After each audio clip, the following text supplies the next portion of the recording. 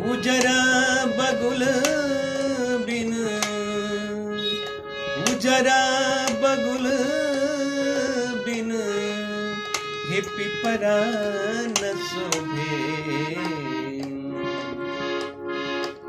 कोयल बिन, कोयल बिन बगिया न शोभे राजा। कोयल बिन बगिया न शोभे राजा। कोयल बिन बगिया न शोभे राजा। कोयल बिन बगिया न शोभे राजा।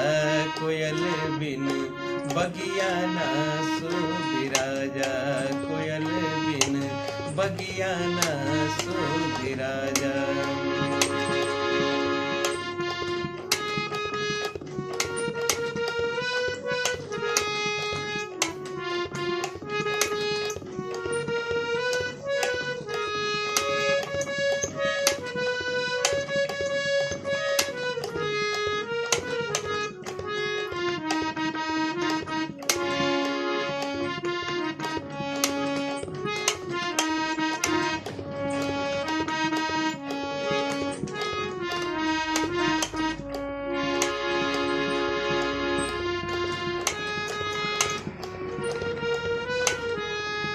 हे भाई भतीजा बिन नैहर न शोभे।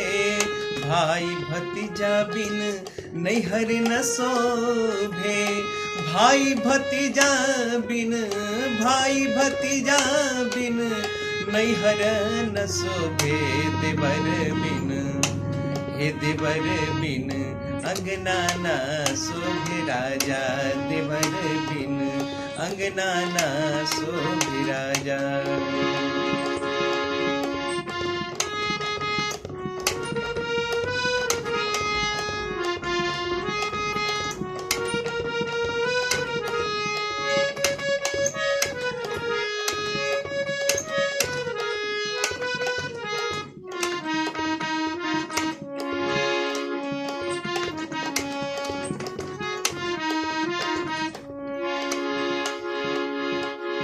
सास ससुर बिन ससुर न शोभे।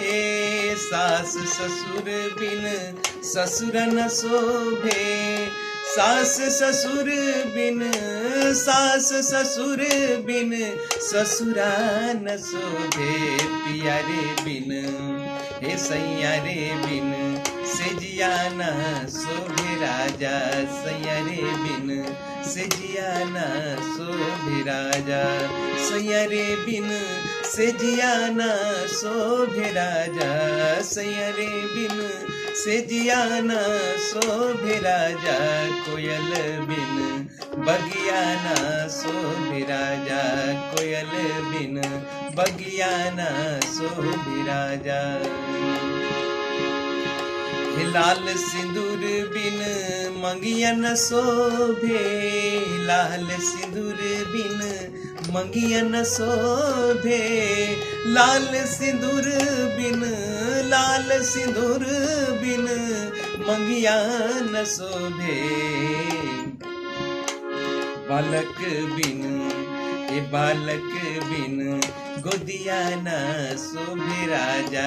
बालक बिन गोदिया न शोभे राजा। बालक बिन गोदिया न शोभे राजा। बालक बिन गोदिया न शोभे राजा। कोयल बिन बगिया न शोभे राजा। कोयल बिन बगिया न शोभे राजा। कोयल बिन बगिया न शोभे राजा। देवर बिन अंगना न शोभे राजा। सैया रे बिन सेजिया न शोभे राजा। बालक बिन गोदिया न शोभे राजा। अगर मेरा सॉन्ग अच्छा लगे तो कृपया मेरे चैनल को सब्सक्राइब कीजिए, लाइक कीजिए, कमेंट कीजिए। जय हिंद, जय भोजपुरिया।